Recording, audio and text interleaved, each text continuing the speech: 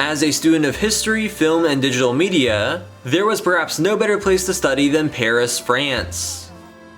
I appreciate how all of my CEA CAPA classes in some way utilize the city as a tool for learning, which really enhanced my experience. My semester abroad allowed me to go beyond the mundanity of sitting in a classroom by exploring and interacting with relevant cultural environments as an extension of the classroom.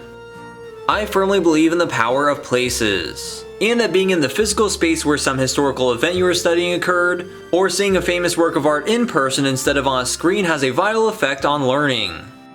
For example, my modern art history class would almost always visit one of Paris's many great art museums for at least part of every session throughout the semester, which was awesome. Throughout the late 19th and early 20th centuries, Paris was always on the cutting edge of art, being the focal points of Impressionism, Fauvism, Cubism, and Surrealism, so there are several museums that reflect that heritage. CEA CAPA's location is within close proximity of the largest modern art collection in Europe, the Centre Pompidou, so I went there 8 different times either with the class or to explore on my own.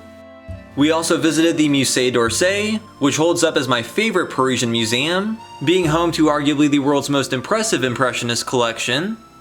The Musée Rodin showcases the innovative sculptures of Auguste Rodin, including the Thinker.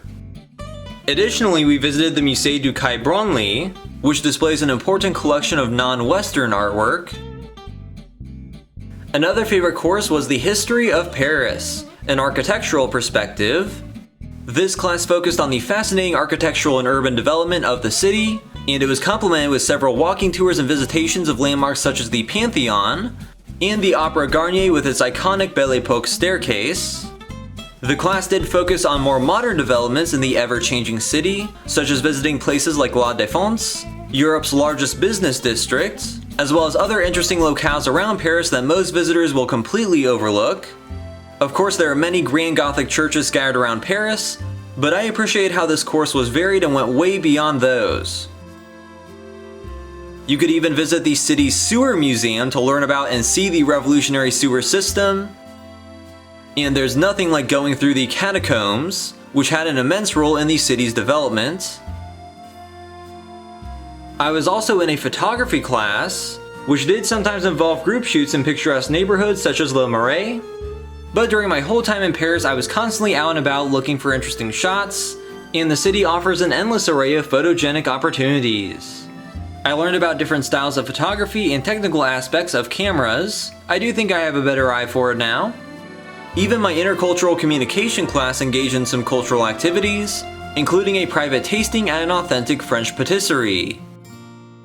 As I continue to travel and explore these topics elsewhere in the world while pursuing my own future projects and career, I will always value these experiences in Paris with CEA CAPA.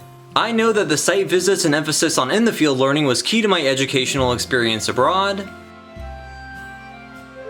As Ernest Hemingway wrote about his time in Paris 100 years before mine, if you are lucky enough to have lived in Paris as a young man, then wherever you go for the rest of your life, it stays with you, for Paris is a movable feast.